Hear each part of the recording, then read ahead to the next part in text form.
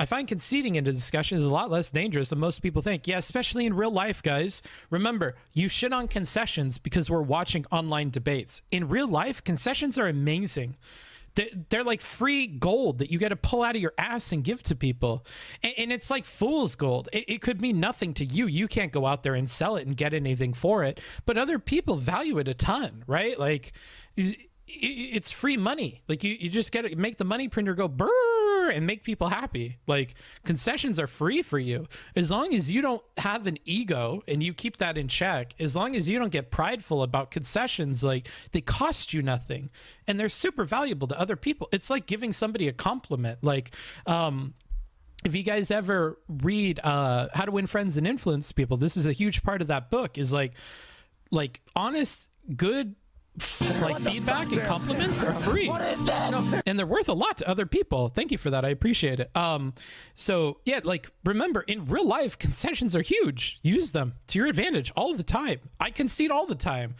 As a matter of fact, one of the thought processes in my head is constantly, can I look for concession? And it's usually triggered by knowing that a conversation is turning into an argument. Like, when I talk with Relly, when I talk with Supreme, when I talk with Luxifer, when I talk with anybody in private, when I talk with my mom, for fuck's sake, my dad, my brothers, my sisters, if we get into an argument, I'm always looking for where I could concede. It triggers something in my brain where I'm like, what is this person saying that I agree with? Where is this person pointing out that I'm wrong, that I may be wrong? Because even saying, I might be wrong about this, blah, blah, blah, blah, blah, feels like a concession to them. And it costed you nothing. And it's a nothing statement. I could be wrong about this. Yeah. And I could equally be right about this. But rather than saying I could be right or I think I'm right, saying I could be wrong has a huge benefit to the other person and costed you nothing. It means nothing. Maybe I should repeat this because this is super important for me and maybe it'll help you in real life.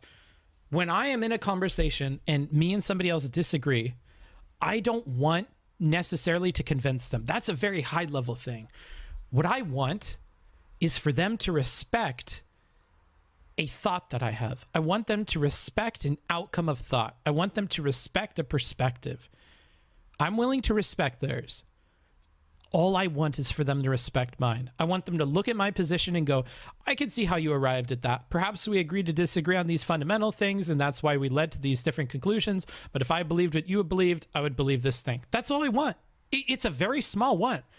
At the end of every, like, argument, that's all I want. That's all I'm looking for. Just tell me that you respect the position that I put forward. Because if you can respect my position, I can respect your position. We won't be assholes to each other. So that's all I want, I don't hear anybody ever say that. I don't hear anybody ever talk in those terms.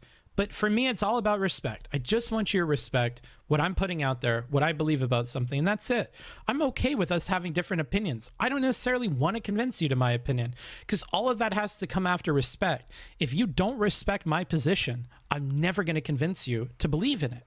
Respect comes before you change your belief. You have to respect and understand my position before you can even hope to adopt it for your own. So I go for that ground floor. As long as you can respect and understand this position, we can build off of that,